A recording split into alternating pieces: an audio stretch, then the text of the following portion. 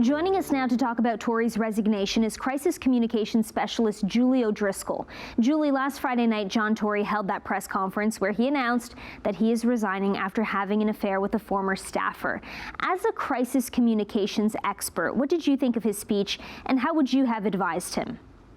I would have told him, you take accountability for it. I would have probably pulled away less from the actual relationship and more pointed more towards the work he's doing at the city. I don't think you want to, draw a lot of attention to what he did. Obviously, a terrible, terrible error in judgment.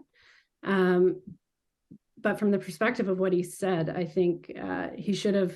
I don't think he should have resigned. So I think he needed to focus more on the challenges ahead for the city and what he needed to do to continue that work. I think he took something that was a spark and took a blowtorch to it and made it a fire.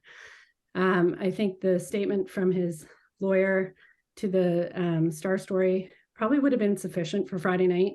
See how the story plays out over the weekend and then make some decisions Monday morning. Instead, it sort of left this vacuum over the course of the weekend for the different camps to start talking and providing opinions, and it added a lot of confusion and chaos to the weekend.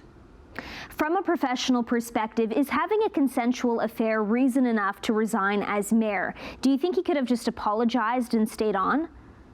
I think he could have survived it if he did it, for sure. I think as politicians, we need to, again, do not have an affair with a staff member.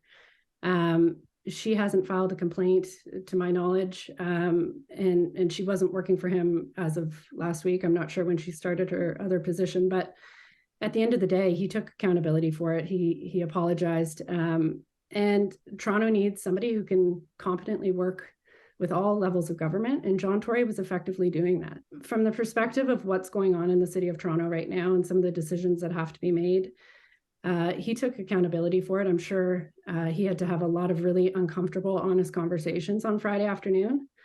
And I think from the perspective of the city and the decisions that have to be made right now as far as transit and infrastructure, housing, they needed a steady hand right now. And I think a lot of that's sort of been thrown into chaos right now. What do you think is next for John Tory? Is his reputation, besides this affair, good enough to land him another high-profile job, or do you think he'll retire? I don't think John Tory is the type of man who will ever fade into retirement. He's had a lot of public-facing jobs. He sits on the board of a very, big public company.